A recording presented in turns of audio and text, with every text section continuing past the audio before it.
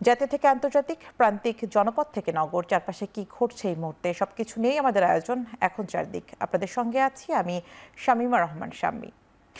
আগামীর বাংলাদেশ বিনির্মাণে জাতীয় স্বার্থে সব রাজনৈতিক দলকে ঐক্যবদ্ধ থাকার আহ্বান জানিয়েছেন বিএনপির ভারপ্রাপ্ত চেয়ারম্যান তারেক রহমান। সোমবার দিনভর গুলশান বিএনপির চেয়ারপারসনের কার্যালয়ে রাজনৈতিক দলগুলোর সঙ্গে বৈঠকে এই আশাবাদ ব্যক্ত করেন তিনি। সকাল থেকে রাত পর্যন্ত তারেক রহমানের সঙ্গে দেখা করেন নাগরিক ঐক্য, এবি পার্টি, গণসংহতি আন্দোলন সহ বিভিন্ন রাজনৈতিক দলের নেতারা। এ সময় আগামীতে জাতীয় স্বার্থে সবাইকে ঐক্যবদ্ধ থেকে রাষ্ট্রের বিভিন্ন উন্নয়নে ভিন্ন ভিন্ন মত উপস্থাপনের আহ্বান জানান তারেক রহমান। এছাড়াও ঢাকা বিশ্ববিদ্যালয়ের রাজনৈতিক পরিস্থিতি স্থিতিশীল রাখতে ঢাবি উপাচার্যকে সহযোগিতার আশ্বাস দেন তারেক রহমান। এদিন বিএনপির ভারপ্রাপ্ত চেয়ারম্যানের সঙ্গে সৌজন্য সাক্ষাৎ করেন বিসিবি সভাপতি আমিনুল ইসলাম। সবাই বিএনপি চেয়ারপারসন বেগম জিয়ার জন্য খোলা শোক বইয়ে স্বাক্ষর করেন।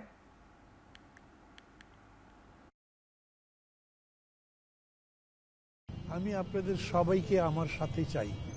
সবাইকে নিয়ে দেশের সামনে খুবই বড় একটা চ্যালেঞ্জ আছে দেশটা গড়ে তোলবার। সেই চ্যালেঞ্জ যেন মোকাবেলা করতে পারি তার জন্য সহযোগিতা চাই। এই ধরনের আলো চালু থাকবে এবং এটা নতুন রাজনৈতিক সংস্কৃতি বাংলাদেশে চালু করতে পারবো আমরা, এটা আমাদের প্রত্যাশা। আমরা চাই যে সমাজের সাথে বিশ্ববিদ্যালয়ের সম্পর্ক আরও শক্তিশালী হোক। তিনি কিছু সুপরামর্শ দিয়েছেন আমাদেরকে, আমরাও সেগুলি বিবেচনা করছি।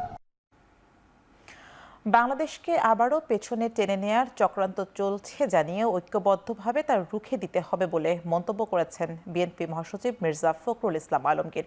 সোমবার দুপুরে রাজধানীর ইন্টারকন্টিনেন্টালে বেগম খালেদা জিয়ার রুহের মাগফিরাত কামনায় দোয়া মাহফিল অনুষ্ঠানে কথা বলেন তিনি। এ সময় দলটির স্থায়ী কমিটির সদস্য আমির খসরু বলেন, বিএনপির হাত ধরেই সব সমস্যার সমাধান হবে। আমরা আশা করি তার এই চলে যাওয়া আমাদেরকে নতুন করে অনুপ্রাণিত করবে, আমাদের শোককে শক্তিতে রূপান্তরিত করবে এবং আমরা সবাই ঐক্যবদ্ধ হয়ে বাংলাদেশের একটা নতুন ভবিষ্যৎ নির্মাণ করব। এই যে আজকে আমাদের ব্যুরোক্রেসি নিয়ে এত সমস্যার কথা আমরা বলছি, বাংলাদেশে যে cost of doing business, is of doing business যে ইস্যুগুলো আছে, এগুলোকে উনি প্রাণপণ চেষ্টা করেছেন একটি জায়গায় নিয়ে আসতে। এবং আপনারা জানেন কিন্তু বিএনপির সময় লাস্ট সরকার যখন ক্ষমতা ত্যাগ করে বিএনপি গ্রোথ ছিল 7.06% and the curve was looking like this. ওই ধারা অব্যাহত থাকলে maybe we should be growing at double digit today হয়তো। দেশনেত্রী বেগম খালেদা জিয়া কেবল মুক্তবাজার অর্থনীতির সমর্থক ছিলেন না, তিনি কিন্তু আমি যদি এভাবে বলি প্রাইভেট সেক্টর এবং পাবলিক সেক্টর দুটো সেক্টরের মধ্যে একটি ইউনিক কম্বিনেশন বেগম খালেদা জিয়া সৃষ্টি করেছে। দেশ গঠনে বেগম খালেদা জিয়ার অবদান এবং আপোষহীন নীতি এদেশের মানুষ যুগ যুগ ধরে মনে রাখবে বলে মন্তব্য করেছেন বিএনপির স্থায়ী কমিটির সদস্য খন্দকার মোশাররফ হোসেন। সোমবার বিকেলে সাবেক রাষ্ট্রপতি জিয়াউর রহমান এবং বেগম খালেদা জিয়ার সমাধিস্থলে দলের নেতৃবৃন্দ আয়োজনে পুষ্পার্ঘ্য অর্পণ, সূরা ফাতিহা পাঠ ও দোয়া মোনাজাত অনুষ্ঠানে অংশ নিয়ে এই মন্তব্য করেন তিনি। এ সময় তিনি বলেন, অন্তর্বর্তী সরকার দেশ ও জনগণের স্বার্থে তারেক রহমানকে সম্মানিত করেছেন।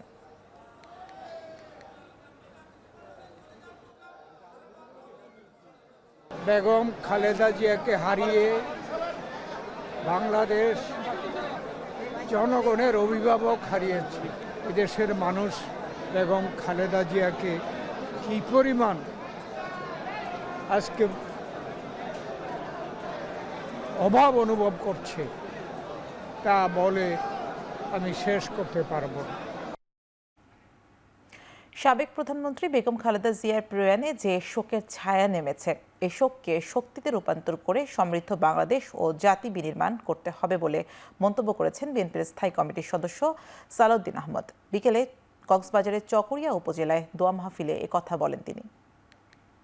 শোককে আমরা শক্তিতে পরিণত করি এবং সেই শক্তি শুধু সংকীর্ণ নির্বাচনের কাজে ব্যবহার করব না, আমরা তার এই শোককে শক্তিতে পরিণত করে এই বাংলাদেশকে, এই জাতিকে বিনির্মাণের কাজে আমরা প্রয়োগ করব।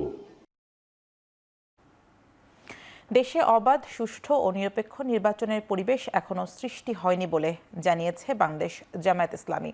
দলটির দাবি, প্রশাসনের মধ্যে কিছু কিছু সরকারি কর্মকর্তা একটি বিশেষ দলের পক্ষ হয়ে কাজ করছে। মগবাজারে দলের কেন্দ্রীয় কার্যালয়ে নির্বাহী পরিষদের বৈঠক শেষে বিবৃতিতে জানানো হয়, নতুন বাংলাদেশকে কোনো ধরনের চক্রান্ত, ষড়যন্ত্র বা কোনো গোষ্ঠীর হাতে জিম্মি হতে দেওয়া যাবে না।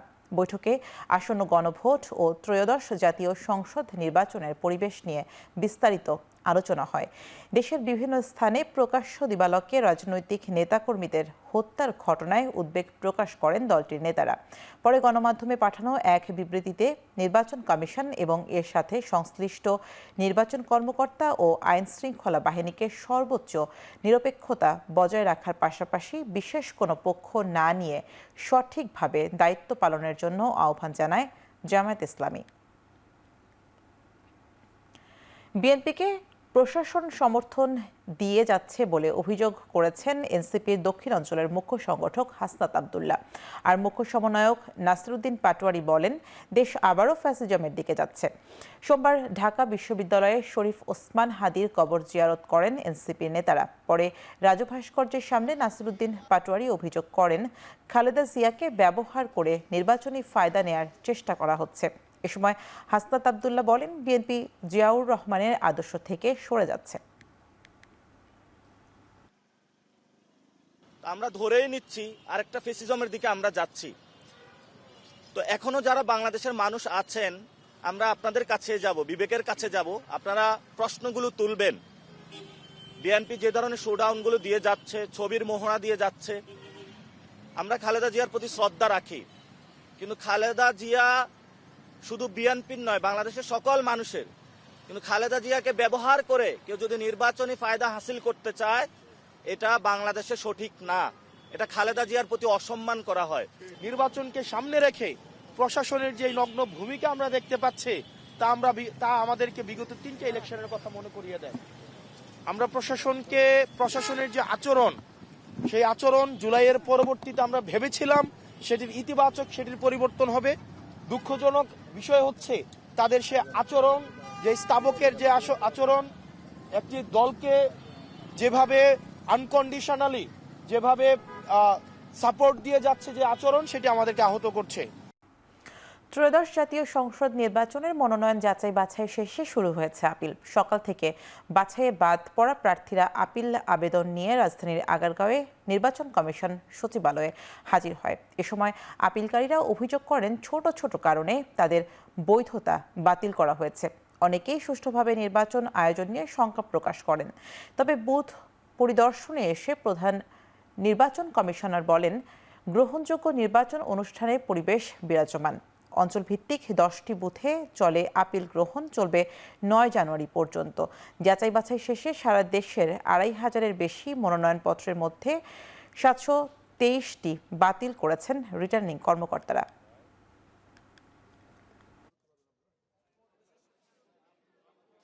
এখনো মব চলতেছে, বড় বড় দলের প্রার্থীরা আমাদের ছোট দলগুলোর উপরে সরাসরি ওনারা হস্তক্ষেপ করছে, ওনার লোকজন দিয়ে বিরক্ত করতেছে। We are trying our best, এটা দেখতেছেন তো আপনারা। এখন ধরেন যখন নমিনেশন ফাইল করে অনেক লোক গিয়ে হাজির হয়, রিটার্নিং অফিসারের ওখানে অনেক একটু ভিড় হয়, কিন্তু it will all be over. ইনশাল্লাহ আমরা এখনও কনভিন্সড যে আমরা একদম একটা ফেয়ার অ্যান্ড ক্রেডিবল ইলেকশন ইনশাল্লাহ দিতে পারবো। জাতীয় সংসদ নির্বাচনের প্রার্থীদের হলফনামা পরীক্ষা নিরীক্ষা করা হবে বলে জানিয়েছেন দুর্নীতি দমন কমিশনের চেয়ারম্যান আব্দুল মোমেন। সোমবার দুদকের প্রধান কার্যালয়ে রিপোর্টার্স এগেইনস্ট করাপশনের নবনির্বাচিত কমিটির সঙ্গে মতবিনিময় সভার প্রধান এ কথা বলেন তিনি। দুদক চেয়ারম্যান বলেন, জাতীয় সংসদ নির্বাচনে যারা প্রার্থী হয়েছেন তাদের হলফনামায় সম্পদের বিবরণ রয়েছে, ইতিমধ্যে ওয়েবসাইটে তা পাওয়া যাচ্ছে। তিনি জানান, কারো সম্পদের তথ্য সন্দেহজনক মনে হলে তা দুদককে অবগত করতে ইসিকে অনুরোধ জানানো হয়েছে। যারা নির্বাচন পদপ্রার্থী তাদের সম্পদ বিবরণী নির্বাচন কমিশনের ওয়েবসাইটে চলে এসছে। It has become a public document. তো কাজে এই পাবলিক ডকুমেন্টে অ্যাক্সেস সবার আছে এবং আমার র্যাকের যারা সদস্য তাদেরও আছে। তো কাজেই আমি নির্বাচন কমিশনকে অনুরোধ করেছি যে আপনারা নিজেরা পরীক্ষা করুন, পরীক্ষা করে আপনারা যদি কোনো স্টেটমেন্টকে আপনাদের মনে হয় সন্দেহজনক, এবং আমি আমার সাংবাদিক ভাইদেরও বলবো তাদেরও যদি মনে হয় যে না এটা পরীক্ষা করা দরকার, এখানে বড় রকম কারচুপি হয়েছে, সেটা যদি আমরা দুদক পাই, আমরা দুদক আমাদের সীমাবদ্ধতা আছে, এই সীমাবদ্ধতার মধ্যেও আমরা সেগুলি পরীক্ষা করব, পরীক্ষা নিরীক্ষা করে বের করার চেষ্টা করব। এবং এটার জন্য আমরা দরকার হতেই পারে আমরা আমাদের অন্যান্য কর্মকাণ্ড খানিকটা কমিয়ে নিয়ে এসে হলো এই সময়টায় এই কাজটা আমরা করে যাব। জুলাই অভ্যুত্থানের 18 মাস পর কবর খুঁজে পেয়ে কান্নায় ভেঙে পড়েন আন্দোলনে শহীদদের স্বজনেরা। বেওয়ারিশ হিসেবে দাফন করা অজ্ঞাত 8 শহীদের কবর শনাক্ত করেছে সিআইডি। সোমবার সকালে রায়ের বাজার কবরস্থানে পরিবারের কাছে লাশ হস্তান্তর অনুষ্ঠানে কথা জানান সিআইডি প্রধান মোহাম্মদ সিবকাত উল্লাহ। তিনি বলেন, মোট 9টি আবেদনের ভিত্তিতে কাজ শুরু করেছেন তারা। এরপর আন্তর্জাতিক ফরেনসিক বিশেষজ্ঞদের সহায়তায় 8টি মরদেহের পরিচয় মিলেছে। বাকি একজনের পরিবার দেশের বাইরে থাকায় লাশ শনাক্ত করা যায়নি। সিআইডি প্রধান জানান, বাকি 106টি মরদেহের নমুনা সংগ্রহ করে রেখেছে সিআইডি। যারা এখনও তাদের সন্তান বা পরিবারের স্বজন খুঁজে পাচ্ছেন না, তাদের নমুনা জমা দেওয়ার আহ্বান জানিয়েছে সিআইডি। কোন কবরে কে শায়িত ছিল এটা কিন্তু নির্দিষ্ট ছিল না, বাট আমরা সকলের ডিএনএ স্যাম্পলগুলোকে প্রিজার্ভ করেছি 114 জনেরই, আর আমরা আবেদন পেয়েছি 9 জনের। তার ভিতর থেকে আমরা কিন্তু 8 জনকে চিহ্নিত করে পেরেছি। আর একজনের প্রসেস যেটা শুনেছি তাদের আত্মীয় স্বজন দেশের বাইরে আছে, তাদের স্যাম্পল আনার চেষ্টা করা হচ্ছে, এটা করা হবে। আর এই 114 জনেরই স্যাম্পল আমাদের কাছে প্রিজার্ভ থাকবে। ইনকলাব মঞ্চের আহ্বায়ক ওসমান হাদি হত্যা মামলার চার্জশিট আগামী 2 দিনের মধ্যে দেয়া হবে বলে আশ্বস্ত করেছেন স্বরাষ্ট্র উপদেষ্টা। সোমবার দুপুরে সচিবালয়ে আইন শৃঙ্খলা বিষয়ক উপদেষ্টা কমিটির সভা শেষে তিনি বলেন, সরকার এই মামলার তদন্ত ও বিচার কাজ দ্রুত শেষ করতে বদ্ধপরিকর। পরে স্বরাষ্ট্র সচিব জানান, পূর্ব প্রতিশ্রুতি অনুযায়ী 7 জানুয়ারির মধ্যেই দেয়া হচ্ছে চার্জশিট। নির্বাচন বানচাল করতে কোনো ষড়যন্ত্র হলে কঠোরভাবে দমনের কথাও জানান তিনি। স্বরাষ্ট্র উপদেষ্টা জানান, আইন শৃঙ্খলা বাহিনী নির্বাচনের সময় প্রয়োজনে যে কোনো জায়গায় প্রবেশ করতে পারবে বলে সিদ্ধান্ত হয়েছে। এছাড়া বিভিন্ন সামাজিক যোগাযোগ মাধ্যমে গুজব প্রতিরোধে সতর্ক থাকতে আইন শৃঙ্খলা বাহিনীকে নির্দেশ দেন তিনি। অপারেশন ডেভিল হান্ট ফেজ 2তে এখন পর্যন্ত সারা দেশে 14,569 জনকে গ্রেফতার করা হয়েছে বলেও জানানো হয় সভায়।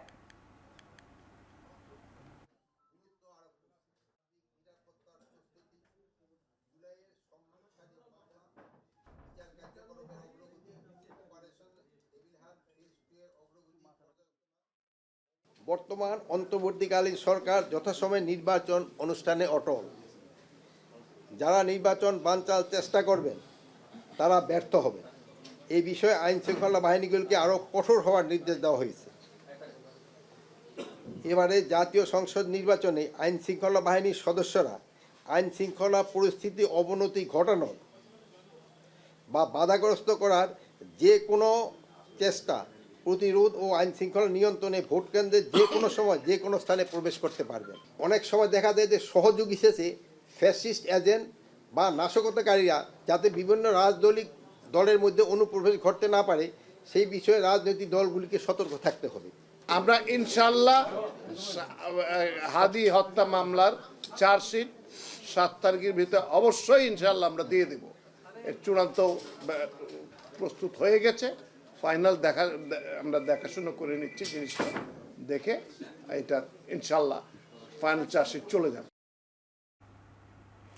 গেল 17 বছরে দেশে গুমের ঘটনায় প্রায় 25% অভিযোগে র্যাব জড়িত, পুলিশ জড়িত 23%। এছাড়া ডিবি, সিটিটিসি, ডিজিএফআই ও এনএসআই এর বিরুদ্ধেও রয়েছে গুমের অভিযোগ। আর সর্বোচ্চ আলামত নষ্ট করেছে র্যাব। সোমবার গুলশানে গুম কমিশন কার্যালয়ে আয়োজিত সংবাদ সম্মেলনে উঠে আসে এসব তথ্য।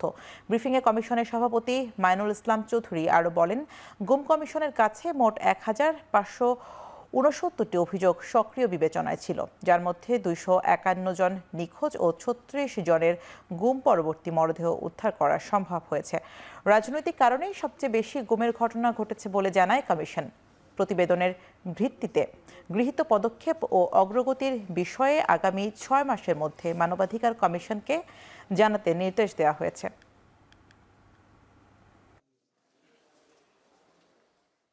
251 জন নিখোঁজ, they are the political opponents of the then regime. তখনকার যে রেজিম তার পলিটিক্যাল অপোনেন্টস বা পলিটিক্যাল মানে ডিসিডেন্টস, মেইনলি এগুলোকে বিএনপির লোকজন পাওয়া গেছে এবং জামায়াতে ইসলামের। আলোচিত জুলাই যোদ্ধা তাহরিমা জান্নাত সুরভির রিমান্ড আবেদন বাতিল করে 4 সপ্তাহের অন্তর্বর্তী জামিন দিয়েছেন আদালত। সোমবার সন্ধ্যা 6টায় গাজীপুরের দায়রা জজ আদালতের বিচারক অমিত কুমার গুহ রিমান্ড আদেশ বাতিল করে সুরভির জামিন মঞ্জুর করেন। এরপর রাত 7:45টার দিকে জেলা কারাগার থেকে মুক্তি পান তিনি। সুরভির আইনজীবী জানায়, বয়স ও অন্যান্য বিষয়ে বিবেচনায় আসামির অন্তর্বর্তী জামিন মঞ্জুর করা হয়েছে। গত 24 ডিসেম্বর মধ্যরাতে গাজীপুর মহানগরীর টঙ্গীতে যৌথ বাহিনীর অভিযানে সুরভিকে নিজ বাসা থেকে গ্রেফতার করা হয়। সুরভি বৈষম্য বিরোধী ছাত্র আন্দোলনের একজন সক্রিয় কর্মী।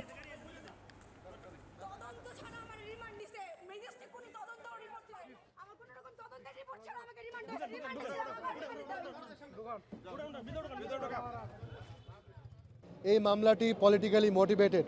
গত 2 দিন আগে গাজীপুর সংসদের 2 আসনের যিনি সংসদ সদস্য পদপ্রার্থী, তিনি 36 জুলাইকে অবমাননা করে একটি কথা বলেছেন যে 36 জন লোকও নাকি অভ্যুত্থানের শক্তির সাথে নাই, এবং তিনি বলেছেন যে অভ্যুত্থানকারীরা অনেকে চাঁদাবাজি জড়িত।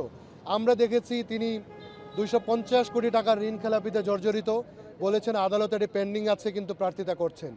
চট্টগ্রামের রাউজানে জানে আলম শিকদার নামে এক যুবদল কর্মীকে গুলি করে হত্যা করা হয়েছে। তিনি রাউজানের বিএনপির মনোনীত প্রার্থী গিয়াসউদ্দিন কাদের চৌধুরীর অনুসারী ছিলেন। স্থানীয়রা জানায়, সোমবার রাত 8টার দিকে উপজেলার পূর্ব গুজরা এলাকা দিয়ে হেঁটে যাচ্ছিলেন তিনি। এ সময় মোটরসাইকেল থেকে দুর্বৃত্তরা তাকে গুলি করে পালিয়ে যায়। পরে উদ্ধার করে চট্টগ্রাম শহরের বেসরকারি একটি হাসপাতালে নেওয়ার পথে তার মৃত্যু হয়। নিহত জানে আলম শিকদার রাউজান উপজেলা যুবদলের সাবেক সদস্য ছিলেন। এই ঘটনায় এখন পর্যন্ত কাউকে আটক করতে পারেনি পুলিশ। এদিকে রাউজানে 5 আগস্টের পর আধিপত্য বিস্তার নিয়ে বিএনপির দুই পক্ষের সংঘর্ষে এখন পর্যন্ত 13 জন খুন হয়েছেন। চট্টগ্রামের নির্মাণাধীন ভবনে চাঁদা না পেয়ে 3 শ্রমিককে ছুরিকাঘাত করেছে দুর্বৃত্তরা। সোমবার সকালে নগরীর পাঁচলাইশ থানার হামজাবাগ এলাকায় এই ঘটনা ঘটে। আহতরা হলেন কামাল, সজীব ও হাসনাইন। তাদের চট্টগ্রাম মেডিকেল কলেজ হাসপাতালে ভর্তি করা হয়েছে। স্থানীয়রা জানায়, হামজাবাগ এলাকায় মোহাম্মদ ইউনুসের নির্মাণাধীন ভবনে সকাল 10টার দিকে 8 থেকে 10 জন অজ্ঞাত ব্যক্তি চাঁদা আদায়ের জন্য যায়। চাঁদা না পেয়ে তারা নির্মাণ কাজে নিয়োজিত শ্রমিকদের ওপর হামলা চালায় এবং ছুরিকাঘাত করে। পরে স্থানীয়দের সহায়তায় আহতদের উদ্ধার করে হাসপাতালে নেওয়া হয়। এই ঘটনায় মামলা দায়েরের প্রস্তুতি চলছে বলে জানায় পুলিশ। চট্টগ্রামের সীতাকুণ্ডে উপকূলে ডাকাত তাড়াতে গিয়ে নৌকা ডুবেতে প্রাণ হারিয়েছেন 2 জাহাজ ভাঙা শ্রমিক। নিহতরা হলেন আব্দুল খালেক ও সাইফুল ইসলাম। তারা সীতাকুণ্ডের কেআর শিপ ব্রেকিং ইয়ার্ডে কাজ করতেন। দুজনের বাড়ি গাইবান্ধা জেলায়। রোববার দিবাগত রাত প্রায় 2টার দিকে কেআর শিপ ব্রেকিং ইয়ার্ডে একদল ডাকাত হানা দেয়। শ্রমিকদের প্রতিরোধের মুখে ডাকাতরা পালিয়ে গেলে ইয়ার্ডের একটি নৌকা নিয়ে তাদের ধাওয়া করেন কয়েকজন শ্রমিক। এই সময় উপকূল থেকে প্রায় আধা কিলোমিটার দূরে সাগরে নৌকাটি উল্টে যায়। নৌকায় থাকার জন্য অন্য শ্রমিকরা সাঁতরে তীরে ফিরতে পারলেও আব্দুল খালেক ও সাইফুল ইসলাম সাগরে ডুবে যায়।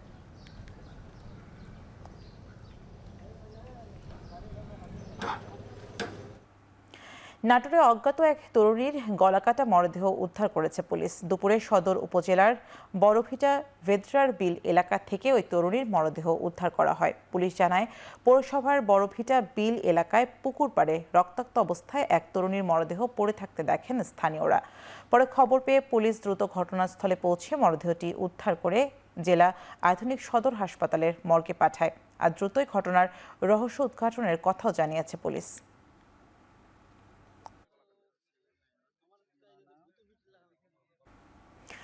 যশোরে এক যুবককে গুলি করে হত্যা করেছে দুর্বৃত্তরা। সোমবার সন্ধ্যা 6টার দিকে জেলার মনিরামপুর উপজেলার কপালিয়া বাজার এলাকায় এই ঘটনা ঘটে। নিহত যুবক রানা প্রতাপ বৈরাগী কৈশবপুর উপজেলার বাসিন্দা। প্রত্যক্ষদর্শীরা জানায়, কপালিয়া বাজারে কয়েকজন ব্যক্তি রানা প্রতাপকে লক্ষ্য করে গুলি চালায়। এতে গুরুতর আহত হয়ে ঘটনাস্থলে তার মৃত্যু হয়। ঘটনার পরপরই এলাকায় ছড়িয়ে পড়ে আতঙ্ক। খবর পেয়ে পুলিশ দ্রুত ঘটনাস্থলে পৌঁছে পরিস্থিতি নিয়ন্ত্রণে আনে। হত্যার কারণ ও জড়িতদের পরিচয় জানতে তদন্ত করছে পুলিশ।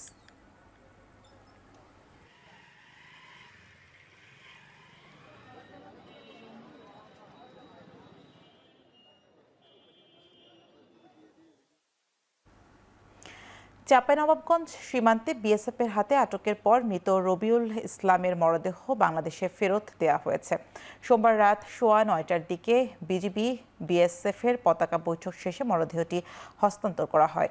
মৃত রবিউল ইসলাম সদর উপজেলার সাতরশিয়া গ্রামের এজাবুর রহমানের ছেলে। 53 বিজিবি জানায়, বিএসএফের দাবি অনুযায়ী তিনি মৃগী রোগী আক্রান্ত ছিলেন এবং আটক অবস্থায় অসুস্থ হয়ে মারা যান। তবে রবিউলকে নির্যাতন করে হত্যা করা হয় বলে দাবি স্বজনদের। এর আগে শনিবার রাতে রবিউল ইসলাম সীমান্তে অতিক্রম করে ভারতে যায়। রোববার ভোরে জেলার সদর উপজেলার সীমান্তে তিনি বিএসএফের হাতে আটক হন। পরে তার মৃত্যুর খবর ছড়িয়ে পড়ে।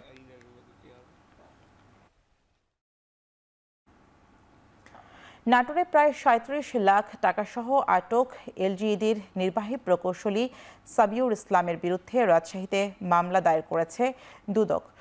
সোমবার সকালে দুদকের পক্ষ থেকে এই মামলা দায়ের করা হয়। 2025 সালের 14 মার্চ নাটোরে গাড়িতে নিয়ে যাওয়ার সময় এসব টাকাসহ আটক হন সাবিউর ইসলাম।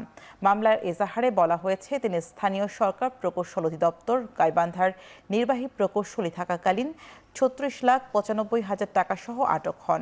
সহযোগিতা করার জন্য তার গাড়ি চালককে মামলার আসামি করা হয়।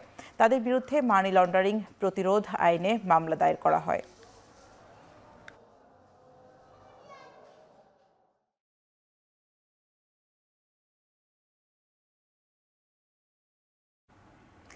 অন্তর্বর্তী সরকারের মেয়াদে হযরত শাহজালাল আন্তর্জাতিক বিমানবন্দরে 3rd টার্মিনাল চালু হচ্ছে না বলে জানিয়েছেন বেসরকারি বিমান পরিবহন ও পর্যটন উপদেষ্টা শেখ বশিরউদ্দিন আহমেদ। সোমবার বিকেলে সচিবালয়ে বেসামরিক বিমান চলাচল সংশোধন অধ্যাদেশ 2026 এবং বাংলাদেশ ট্রাভেল এজেন্সি নিবন্ধন ও নিয়ন্ত্রণ সংশোধন অধ্যাদেশ 2026 জারি উপলক্ষে সংবাদ সম্মেলনে একথা জানান তিনি। উপদেষ্টা বলেন, অধ্যাদেশ দুটি বাস্তবায়ন হলে বিমানের টিকিট কাটা কেন্দ্র করে যে প্রতারণা ও হয়রানি বন্ধ হবে। বিমানের টিকিটের ক্ষেত্রে অসাধু এজেন্সির মাধ্যমে যে সিন্ডিকেট তৈরি হয়েছিল, নতুন এই অধ্যাদেশের মাধ্যমে সেটি বন্ধ হবে এবং যাত্রী হয়রানি কমবে। আমাদের 3rd টার্মিনাল চালু করার জন্য প্রাণান্ত চেষ্টা ছিল। আমি নিজে ব্যক্তিগতভাবে জাপানিজ ভাইস মিনিস্টারের সাথে মিটিং করেছি, আমরা দর কষাকষি করেছি, আমরা চেষ্টা করেছি, বাট আমাদের প্রচেষ্টা সম্ভবত সফল হয়নি। আমাদের কক্সবাজারকে আমরা চেষ্টা করছি যে এটাকে ক্যাটাগরি 3-তে ডাইভার্ট করে, কারণ কখনো কখনো আমাদের ফ্লাইট কলকাতাতে যায়, কখনো ব্যাংককে যায়। সো আমরা যদি কক্সবাজারকে ক্যাটাগরি 3-তে উন্নীত করতে পারি, তাহলে আমরা হয়তোবা ফ্লাইট ডাইভার্ট করে কক্সবাজারে নিয়ে যাব। রাত পোহালে জগন্নাথ বিশ্ববিদ্যালয়ে কেন্দ্রীয় শিক্ষার্থী সংসদ, যোগসু ও হল সংসদ নির্বাচনের ভোট গ্রহণ। তবে ভোট গণনার পদ্ধতি নিয়ে শেষ মুহূর্তে প্রার্থীদের মধ্যে মতভেদ দেখা দিয়েছে। সোমবার দুপুরে সংবাদ সম্মেলনে ছাত্রদল ও ছাত্র অধিকার পরিষদ সমর্থিত ঐক্যবদ্ধ নির্ভীক জাবিয়ান প্যানেল দাবি করে, ভোট গণনা OMR মেশিনে নয়, হাতে করতে হবে। অন্যদিকে মেশিনে ভোট গণনার বিষয়ে লিখিত দেওয়ার পরও ছাত্রদলের এমন সুর পাল্টানোর প্রতিবাদ জানিয়েছে ছাত্র শিবির সমর্থিত প্যানেল। সোমবার বিকেলে সংবাদ সম্মেলনে দ্রুত সময়ের মধ্যে ফলাফল দিতে ডিজিটাল মেশিনেই ভোট গণনার দাবি জানান তারা। এদিকে উপাচার্য অধ্যাপক ডক্টর মোহাম্মদ রেজাউল করিম বলেন, OMR মেশিনে ভোট গণনার মাধ্যমে স্বচ্ছতা নিশ্চিত করা সম্ভব। যোগসু নির্বাচনকে নিরপেক্ষ, স্বচ্ছ ও উৎসবমুখর করতে প্রশাসন সম্পূর্ণ প্রস্তুত বলেও জানান তিনি।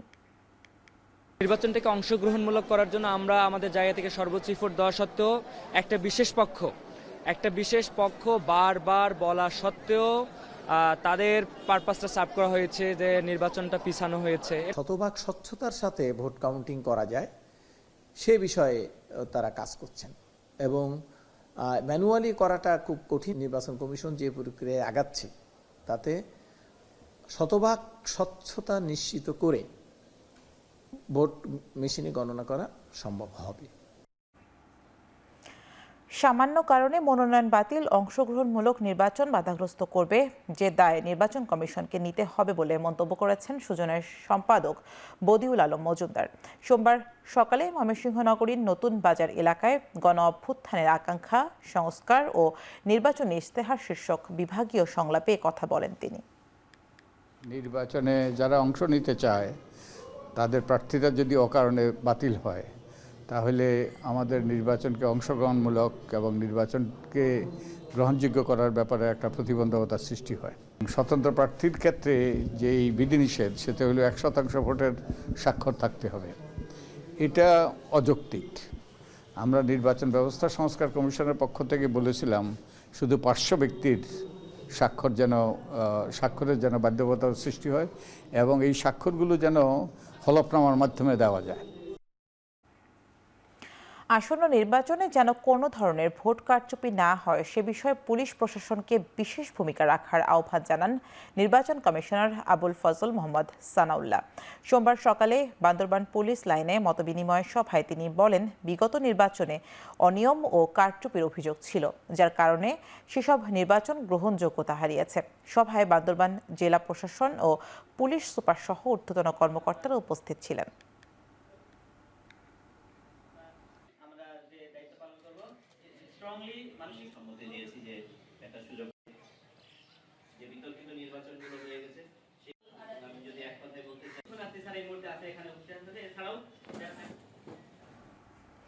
ফেনী নদীর ভাঙন থেকে রক্ষা পেতে মানববন্ধন কর্মসূচি করেছেন স্থানীয়রা। সোমবার বেলা 11টার দিকে সোনাগাজী উপজেলার মজলিশপুর ইউনিয়নের চর খোপালগাঁও এলাকায় সর্বস্তরের মানুষের ব্যানারে এই কর্মসূচি পালিত হয়। নদী ভাঙন প্রবণ এলাকায় প্রায় 2 শতাধিক মানুষ ঘণ্টাব্যাপী এই মানববন্ধনে অংশ নেন। ভুক্তভোগীরা বলেন, দীর্ঘদিন ধরে ছোট ফেনী নদীর ভাঙনে শত শত বসতবাড়ি, শিক্ষা প্রতিষ্ঠান, মসজিদ, মাদ্রাসা ও বিস্তীর্ণ আবাদি জমি নদীগর্ভে বিলীন হয়ে গেছে। অভিযোগ করেন, নদী ভাঙন প্রতিরোধে পানি উন্নয়ন বোর্ড কয়েক দফা প্রকল্প গ্রহণ করলেও কাজের অস্বাভাবিক ধীর গতি ও তদারকির অভাবে কার্যকর সুফল মিলছে না। এ অবস্থায় দ্রুত কার্যকর পদক্ষেপ নেয়ার আহ্বান জানান ভুক্তভোগীরা।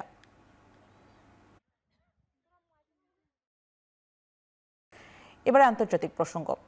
ভেনেজুয়েলার নেতা নিকোলাস মাদুরো ও তার স্ত্রী সেলিয়া ফ্লোরেসকে মাদক মামলায় নিউ ইয়র্কের আদালতে তোলা হয়েছে।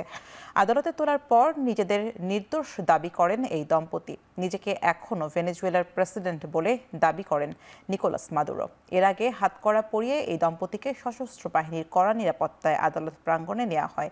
প্রথমে হেলিকপ্টারে করে, পরে বিশেষ পাহারায় একটি ভ্যানে করে তাদের নিয়ে আসা হয়। সন্ত্রাসবাদ, কোকেন সহ মাদক পাচার, আগ্নেয়াস্ত্র ও ধ্বংসাত্মক বিস্ফোরক বহন সহ 4টি অভিযোগ আনা হয়েছে মাদুরোর বিরুদ্ধে, যা প্রমাণ হলে যাবজ্জীবন কারাদণ্ড হতে পারে তার স্ত্রী সেলিয়া ফ্লোরেসের বিরুদ্ধেও অপহরণ সহ নির্যাতন ও হত্যার নির্দেশ দেওয়ার অভিযোগ রয়েছে।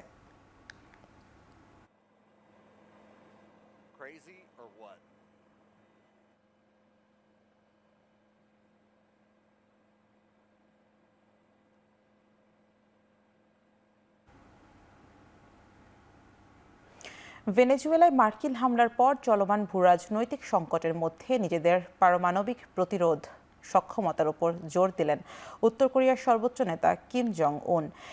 এরই অংশ হিসেবে পরীক্ষামূলকভাবে হাইপারসনিক ক্ষেপণাস্ত্র ছুড়েছে পিয়ংইয়ং।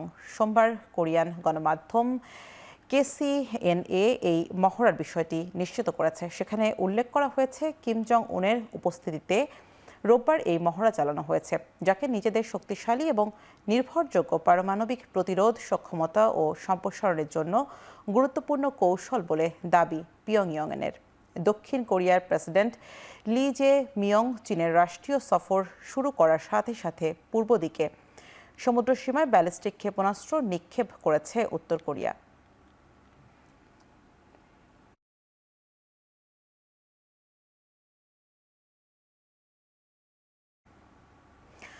যুক্তরাষ্ট্রের নিরাপত্তার জন্য গ্রিনল্যান্ড প্রয়োজন এবং আগামী 2 মাসের মধ্যে এ বিষয়ে সিদ্ধান্ত জানাবেন বলে মন্তব্য করেছেন মার্কিন প্রেসিডেন্ট ডোনাল্ড ট্রাম্প। এদিকে গ্রিনল্যান্ড দখলের হুমকি বন্ধে ট্রাম্পের প্রতি আহ্বান জানিয়েছেন ডেনিস প্রধানমন্ত্রী। ডেনমার্কের সরকারি ওয়েবসাইটে দেয়া এক বিবৃতিতে প্রধানমন্ত্রী জানান, গ্রিনল্যান্ড সহ ডেনমার্কের কোনো অংশই যুক্ত করার অধিকার যুক্তরাষ্ট্রের নেই। এ সময় তিনি বলেন, ভেনেজুয়েলার যুক্তরাষ্ট্রের সামরিক আগ্রাসন শুধু ভুল নয়, অসম্মানজনক। এখন ট্রাম্পের নজর পড়েছে স্বায়ত্তশাসিত অঞ্চল গ্রিনল্যান্ডের ওপর। এই অঞ্চলের খনিজ সম্পদের ওপরই মূলত মার্কিন প্রশাসনের টার্গেট। কোনো অবস্থাতেই গ্রিনল্যান্ডকে কারো কাছে বিক্রি বা দখলের সুযোগ দেওয়া হবে না বলেও সতর্ক করেন ডেনিস প্রধানমন্ত্রী। দ্বিতীয় দফায় ক্ষমতায় আসার পর থেকে গ্রিনল্যান্ডকে যুক্তরাষ্ট্রের একটি অংশ করার ইচ্ছে পোষণ করে আসছেন ট্রাম্প।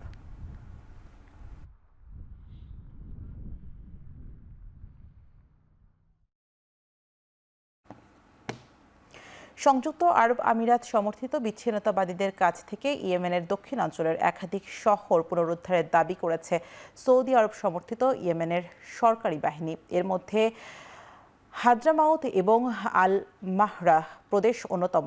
এতে সৌদি আরবের সীমান্তবর্তী প্রদেশে সামরিক ও নিরাপত্তা নিশ্চয়তায় রেকর্ড সাফল্য অর্জনের দাবি করা হচ্ছে। মূলত গত মাস থেকে সংযুক্ত আরব আমিরাত সমর্থিত বিচ্ছিন্নতাবাদীদের সঙ্গে সৌদি আরব সমর্থিত ইয়েমেনের সরকারি বাহিনীর লড়াই চলছে। এখন থেকে ইয়েমেনের বৃহত্তম প্রদেশ হাদ্রামাউতের সব জেলায় নিয়ন্ত্রণ সৌদি সমর্থিত বাহিনীর হাতে। আর হাদ্রামাউত এবং আল মাহরা প্রদেশের আয়তন হিসেব করলে ইয়েমেনের প্রায় অর্ধেক ভূখণ্ডের সমান।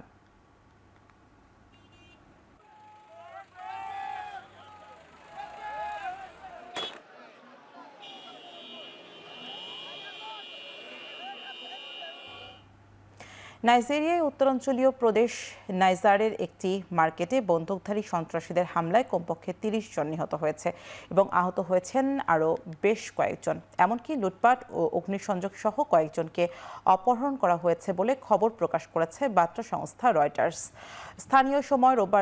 স্থানীয় সময় বিকেলে 4:30টার দিকে এ ঘটনা ঘটে। পুলিশ জানিয়েছে, মোটরসাইকেলে করে বেশ কয়েকজন বন্দুকধারী বাজারে ঢুকে এলোপাথারি গুলি চালাতে থাকে। এতে ঘটনাস্থলেই ৩০ জন নিহত হয়েছেন। কতজনকে অপহরণ করা হয়েছে তার সঠিক হিসেব পাওয়া যায়নি, তবে তাদের উদ্ধারে তৎপরতা শুরুর কথা জানিয়েছে পুলিশ।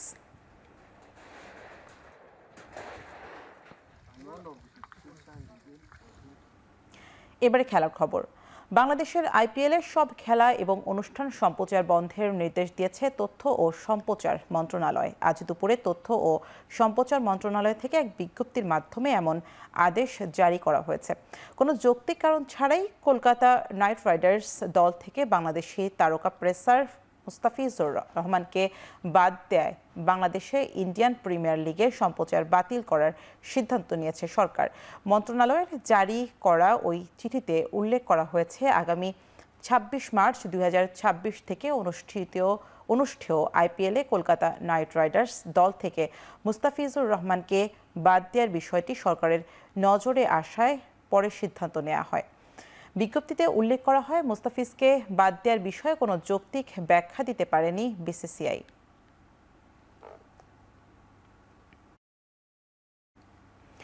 বাংলাদেশে আইপিএল সম্প্রচার বন্ধের সিদ্ধান্তকে স্বাগত জানিয়েছেন বিসিবি পরিচালক ও জাতীয় দলের সাবেক অধিনায়ক খালেদ মাসুদ পাইলট। একই সঙ্গে বিশ্বকাপ খেলতে ভারতে না যাওয়ার সিদ্ধান্তকে ইতিবাচক বলছেন তিনি। ক্রিকেটারদের সম্মান রক্ষায় এমন সিদ্ধান্তের প্রয়োজন ছিল বলে জানিয়েছে বিসিবির এই পরিচালক। যেখানে আমাদের খেলোয়াড়দের সম্মান নাই, সেই চ্যানেলটা বা সেই স্পোর্টস আমাদের দেখারও দরকার নাই। তা আমি মনে করি যে আইপিএলকে সরকার থেকে হয়তো বাংলাদেশে কোনো চ্যানেলে দেখতে দেবে না, আমি খুবই এটা গ্রহণ করি যে না, ঠিক আছে, আমরা দেখবই না। একজন খেলোয়াড়কে যদি নিরাপত্তা না দিতে পারে তাহলে যে কোনো একটা অ্যাক্সিডেন্ট হতে পারে। তো সেই জন্য আমার কাছে মনে হয় যে খুবই ভালো ডিসিশন বোর্ড আইসিসিকে জানাইছে যে একটা অন্য অপশনের ভেন্যু তৈরি করা। আমি মনে করি যে খুবই, এবং আমি মনে করি এই খেলার মধ্যে এই ধরনের রাজনীতি আসা উচিত না। বিশ্বকাপের ভেন্যু পরিবর্তনের জন্য আইসিসির কাছে দেয়া চিঠির উত্তরের অপেক্ষায় বিসিবি, জানিয়েছেন সভাপতি মমিনুল ইসলাম বুলবুল। এদিকে দেশের কোনো ক্রিকেটারের অপমান মেনে নেওয়া হবে না বলে জানিয়েছে বোর্ড পরিচালক। এই মুহূর্তে সিকিউর ফিল করছি না আমাদের টিমটা ভারতে গিয়ে বিশ্বকাপ খেলুক। তো আমরা আইসিসিকে চিঠি লিখেছি এবং চিঠিতে আমরা পরিষ্কারভাবে জানিয়ে দিয়েছি আমরা কি বলতে চাচ্ছি। আমরা আইসিসিকে মেল পাঠিয়েছি এবং আমরা সাথে সাথে তাদের কাছ থেকে একটা মিটিং করার জন্য তারা আমাদেরকে বলবে খুব তাড়াতাড়ি, সেখানে আমাদের কথাগুলো আমরা এক্সপ্রেস করব। বাট যে ইমেলটা পাঠিয়েছে তার রিপ্লাইয়ের উপরে নির্ভর করছে আমরা পরবর্তী পদক্ষেপ কী নেব। শেষ করছি এখন চারদিকের আয়োজন। এখন টেলিভিশন ওয়েবসাইটে দেখতে ভিজিট করুন www.ekhon.tv, ফেসবুকে দেখতে ভিজিট করুন facebook.com/tv.ekhon এবং ইউটিউবে দেখতে ভিজিট করুন youtube.com/c/ekhon tv।